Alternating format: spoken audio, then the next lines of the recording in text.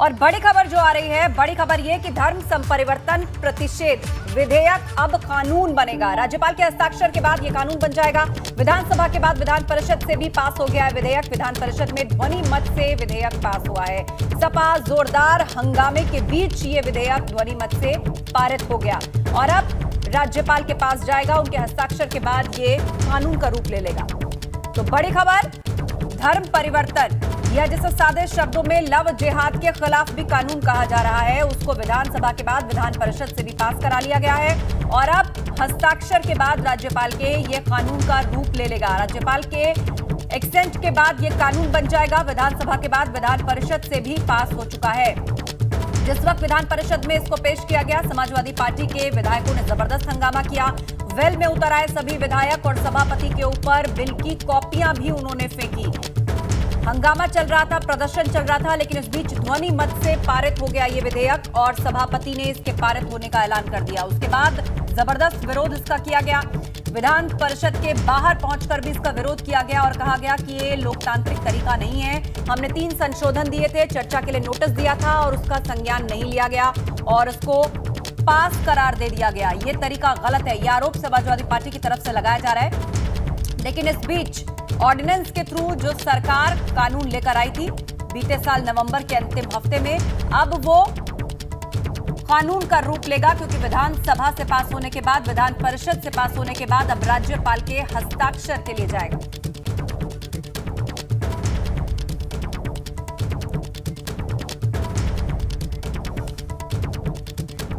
और इसी खबर पर ज्यादा जानकारी के साथ लखनऊ से हमारे संवाददाता अनुभव शुक्ला, प्रयागराज से मोहम्मद मोइन, आगरा से नितिन उपाध्याय और कानपुर से रतीश त्रिवेदी हमारे साथ जुड़ गए। पहले रुक करते हैं अनुभव शुक्ला का। अनुभव, सीधे शब्दों में अगर ये कहा जाए तो लव जिहाद के खिलाफ कानून लगभग बन गया है। राज्यपाल के हस्ताक्षर का बस एक कदम दूर है राज्यपाल के हस्ताक्षर से और इसके बाद अब यूपी में लव जिहाद अपराध माना जाएगा। लेकिन विरोध जो देखने को मिला वो क्यों? जिस तरह से विधान परिषद में सपा के जो सदस्य थे उन्होंने बिल की कॉपियां उछाल दी, ये क्या है? देखिए, बिल्कुल ये जो यूपी विधि विरुद्ध धर्म संपरिवर्तन प्रतिषेध विधेयक 2021 था, पहले इसको विधानसभा में पास कराया और वहाँ पर आसानी से पास हो गया। वहाँ पर भी विपक्ष ने कहा कि इसमें कुछ संशोधन चाहिए, कुछ उससे प्रवर समिति को भेजा जाना चाहिए, पर वहाँ पर इसे आसानी से पास करा लिया। कल जब इसे विधान परिषद में रखा गया वहाँ पर, तब समाजवादी पार्टी ने तुरंत ये कहा कि हम इस पर संशोधन चाहते हैं। 3 संशोधन का उन्होंने प्रस्ताव दिया था। फिर सभापति ने कहा कि हम इस पर चर्चा के लिए तैयार हैं, हम इस पर चर्चा कराएंगे। अचानक उसी बीच उन्होंने कहा कि हम आपकी जो बहस की जो अर्जी थी उसको अग्रा कर दिया, यानी उसको लिया नहीं और इसी के बाद हंगामा शुरू हो गया। इसी हंगामे के बीच सभापति ने ध्वनि मत से जो है वो इस बिल को कहा कि ये पास हो गया और उसके बाद लगातार समाजवादी पार्टी के सदस्य हंगामा करते रहे, वेल में आ गए। उन्होंने जो बिल की प्रतियां थी उसके गोले बनाए, सभापति के ऊपर फेंके। तो पूरा हम कहें तो काफ़ी देर तक हंगामा जो है वो विधान परिषद में कल देखने को मिला और उसके बाद समाजवादी पार्टी ने तो साफ तौर पर कहा कि ये कहीं ना कहीं संविधान की, लोकतंत्र की हत्या है, ये कोई परंपरा नहीं है। नंबर उनके पास जाता है, लेकिन उसके बावजूद जिस तरीके से सभापति पूरे सदन को चला रहे हैं वो ठीक नहीं है।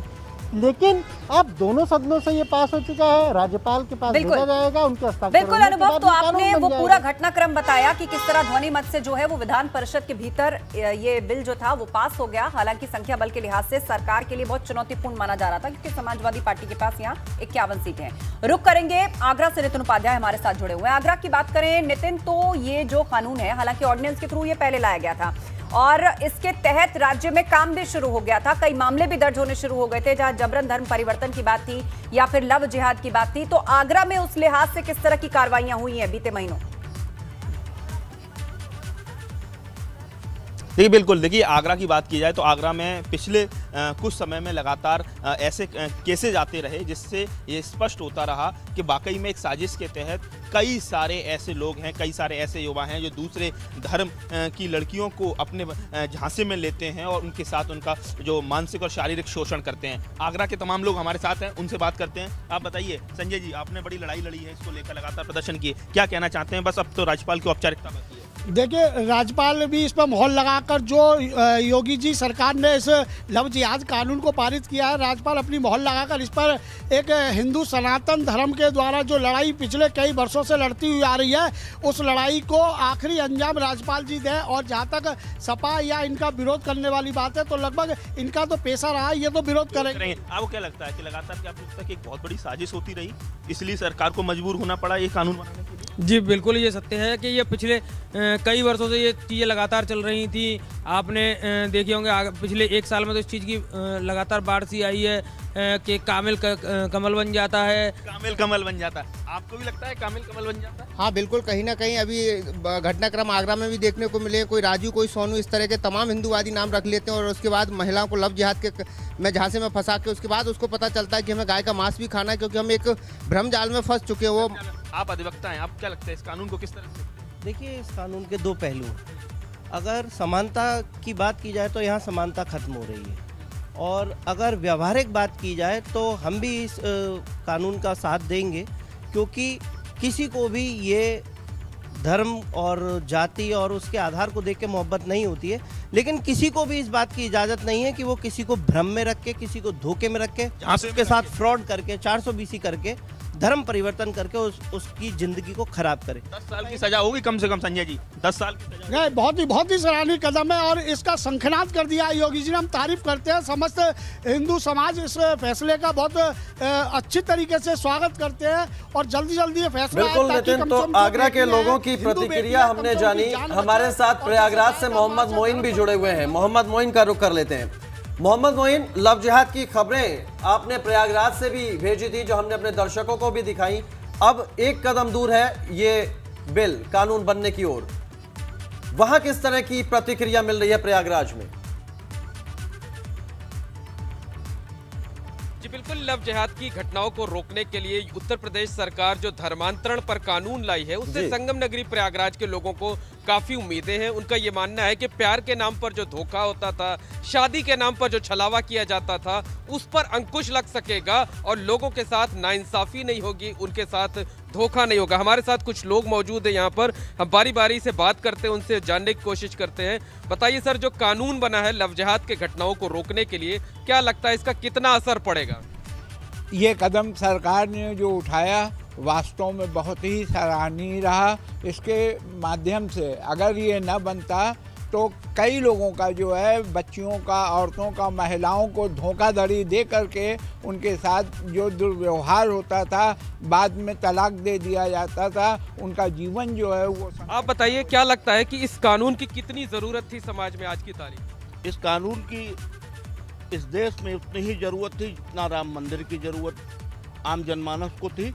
उसी के साथ सरकार का यह कदम बहुत ही सराहनीय है कि यदि कोई भी व्यक्ति धर्मांतरण करता है तो उसको 2 महीने पहले माननीय जिलाधिकारी महोदय से इजाजत प्राप्त करनी होगी। और जो कानून बनाए गए हैं, जो उसमें क्लॉज दिए गए हैं, नियम बनाए गए हैं, उससे सख्ती होगी और धर्मांतरण इतनी आसानी से नहीं होगा। आप बताइए, क्या लगता है कि किस तरह का बदलाव देखने को मिल सकता है इस कानून के लागू होने के बाद? कानून बनता ही इसीलिए कि तोड़ा जाए। आज तक बहुत सारे कानून हमारे देश में बने, लेकिन इसको सबसे पहले हमको फॉलो करना होगा। हमको अपने आने वाले बच्चों को, अपने आने वाली पीढ़ी को यह बताना होगा कि जो कानून बनाया गया है उसको हम फॉलो करें। और सबसे बड़ी चीज, जी हाँ बिल्कुल, प्रतिक्रियाएं मिल रही है अलग अलग जगह से और प्रयागराज में जनता क्या कह रही है ये आप बता रहे हैं। लेकिन अब रुख करेंगे कानपुर का।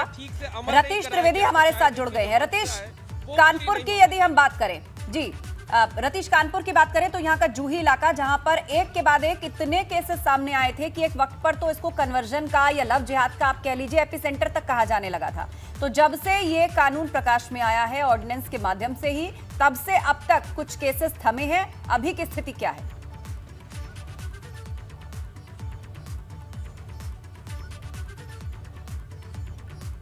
रतीश से एक बार फिर बातचीत की कोशिश करते हैं। रतीश, यदि आप हमें सुन पा रहे हैं तो कानपुर एक ऐसा इलाका, यहाँ जूही एक ऐसा क्षेत्र पड़ता है जहां पर इतने केसेस सामने आए थे कि इसको तो एक बार लव जिहाद का एपिसेंटर तक लोगों ने कह दिया था। तो जब से ये कानून सामने आया है, ऑर्डिनेंस के थ्रू पहले ही सरकार इसको ला चुकी है, तब से अब तक स्थिति में कोई परिवर्तन दिखा है क्या?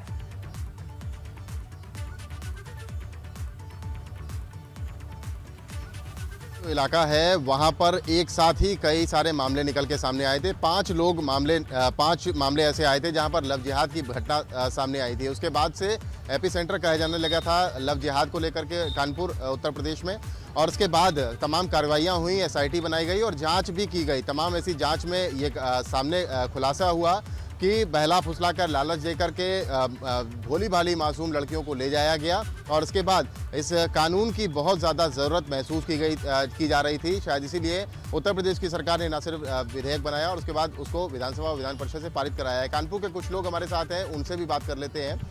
सर, क्या नाम है आपका? मुझे विजय श्रीवास्तव कहते हैं। अच्छा, ये बताइए कि जो धर्म परिवर्तन का कानून सरकार लाई है, कितना ज़रूरी माना जा रहा है? ये ज़रूरी है, ज़्यादा ज़रूरी है। इसलिए ये ज़रूरी भी है कि हमारे समाज में इतनी करूतियाँ फैल गई थी कि आए दिन लड़कियों को बहला फुसला करके उनको धर्म परिवर्तन करा के लालच दे करके कि आप हमारे धर्म परिवर्तन में आ जाएंगे तो आपको ये मिल जाएगा, आपको घर मिल जाएगा, आपको नौकरी मिल जाएगी, दुनिया भर का लालच। बिल्कुल रतीश, तो कहीं ना कहीं मिलीजुली प्रतिक्रिया है लोगों की। हालांकि लोग इस विधेयक के कानून बनने के बाद, धर्म परिवर्तन का जो ये विधेयक है इसके कानून बनने को लेकर कहीं ना कहीं मुख्यमंत्री को धन्यवाद दे रहे हैं, यूपी सरकार को धन्यवाद दे रहे हैं। अनुभव, बहुत शुक्रिया आपका हमारे साथ जुड़ने के लिए। प्रयागराज से मोइन आपका भी बहुत शुक्रिया, नितिन आपका भी शुक्रिया और रतीश आपका भी बहुत शुक्रिया ये तमाम जानकारी हम तक पहुंचाने के लिए। और इसी बीच एक बड़ी खबर हापुड़ से आ रही है, जहां महिला से गैंगरेप को अंजाम दिया गया है। 3 टेंपो सवार युवकों ने गैंगरेप किया है महिला से। महिला को गाजियाबाद से अगवा किया गया था। महिला को ऑटो में अगवा करके गैंगरेप को अंजाम दिया गया है। महिला को चलते ऑटो से फेंककर आरोपी फरार हो गए। पुलिस ने 3 अज्ञात बदमाशों के खिलाफ केस दर्ज किया है। तो ऑटो में महिला के साथ गैंगरेप किया गया है, महिला को गाजियाबाद से अगवा किया गया। हापुड़ से ये बड़ी खबर आपको बता रहे हैं, महिला को चलते ऑटो से फेंककर अपराधी फरार हो गए। बड़ी खबर आपको बता रहे हैं, हापुड़ से महिला से गैंगरेप को अंजाम दिया गया है।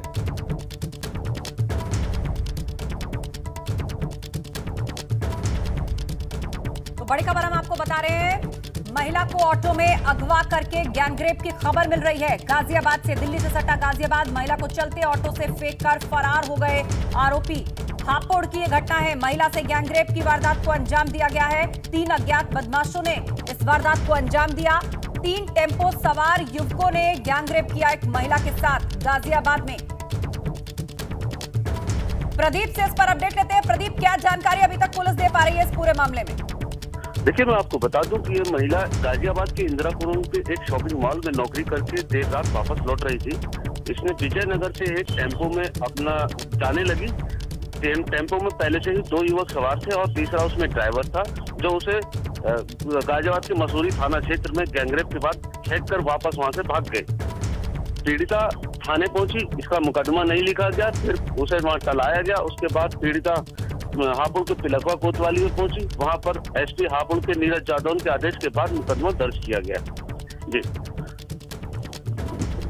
चलिए, तो मुकदमा दर्ज कर लिया गया इस मामले में, लेकिन 3 आरोपी, अभी तक पुलिस कोई सबूत जुटा पाई आखिर कौन थे तीनों? कोई सीसीटीवी फुटेज पुलिस के हाथ लगी है?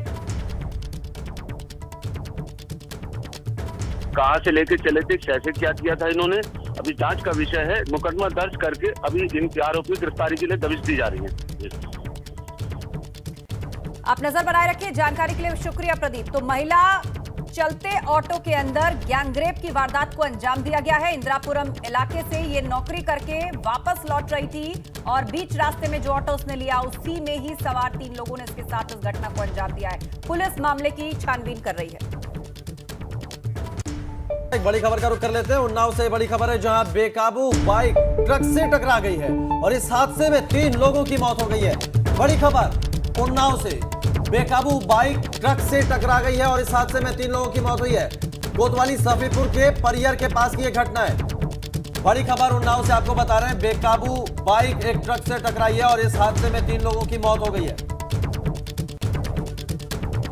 देश भर के व्यापारी आज हड़ताल करेंगे। जीएसटी नियमों में किए गए संशोधन के विरोध में यह हड़ताल होगी। ई कॉमर्स व्यापार में विदेशी कंपनियों की मनमानी का विरोध जताया जा रहा है। व्यापारियों ने 1 दिन के हड़ताल की अपील की है। तो जीएसटी नियमों में जो संशोधन किए गए उसके विरोध में व्यापारी आज हड़ताल करेंगे। देश भर के व्यापारी आज हड़ताल करेंगे। जीएसटी नियमों में किए गए संशोधन के विरोध में यह हड़ताल है। और इस पर अपडेट के लिए सीधा रुख करते हैं, हमारे संवाददाता अविनाश तिवारी हमारे साथ लाइव जुड़ गए हैं। अविनाश, बताइएगा किस तरह का विरोध है और ई कॉमर्स व्यापार में विदेशी कंपनियों की मनमानी का जो आरोप लग रहा है, किस तरह के आरोप यहां पर लोग लगा रहे हैं और कितना नुकसान इसके कारण उन्हें हो रहा है? देखिए आस्था, अगर बात करें तो जो देश भर के व्यापारी हैं वो मुख्य रूप से जीएसटी को लेकर ये आज भारत बंद बुला के रखा है, क्योंकि अगर बात करें तो जीएसटी के सरलीकरण की बात तमाम सारे व्यापारी कर रहे हैं, क्योंकि जो उनको हर 3 महीने में टैक्स को दर्शाना होता है और बताना होता है कितने क्या मालों की बिक्री हुई है, तो इसको लेकर उनका विरोध है कि काफ़ी ज़्यादा ये पेचीदा है और जब इसको भरने के लिए व्यापारी बैठते हैं तो काफ़ी वक्त ज़ाया होता है, लिहाजा जीएसटी में सरलीकरण किया जाए। इसके साथ साथ जो तमाम सारी ई कॉमर्स कंपनियाँ हैं वो बहुत ज़्यादा डिस्काउंट देती हैं, जो कि मार्केट में जो लोग काम करते हैं उनके लिए उतना डिस्काउंट देना पॉसिबल नहीं होता है, तो इसको लेकर भी विरोध है कि ई कॉमर्स कंपनियों को कैसे इस तरीके की इतनी ज़्यादा छूट मिलती है, कैसे उनको जीएसटी के दायरे में टैक्स उतना नहीं लगता है जितना कि तमाम सारे जो व्यापारी रहते हैं जो थोक में या फुटकर में माल बेचते हैं। तो इसी को लेकर व्यापारियों ने आज भारत बंद बुलाया है। शाम 8 बजे तक ये भारत बंद रहेगा। इसके साथ साथ अगर बात करें तो व्यापारियों के समर्थन में ऑल इंडिया ट्रांसपोर्ट एसोसिएशन ने भी साथ दिया है। जो तमाम सारी ट्रकें हैं जो माल ढुलाई के काम में लगी रहती हैं वो भी इसमें सहयोग कर रही हैं, वो भी आज नहीं चलेंगे, क्योंकि वो जो व्यापारी हैं उनके भारत बंद का सपोर्ट कर रहे हैं और सहयोग कर रही हैं। बिल्कुल, आप बता रहे हैं कि कई संगठन हैं जो इस बंद का समर्थन कर रहे हैं। आप नजर बनाए रखिए। जानकारी के लिए बहुत शुक्रिया।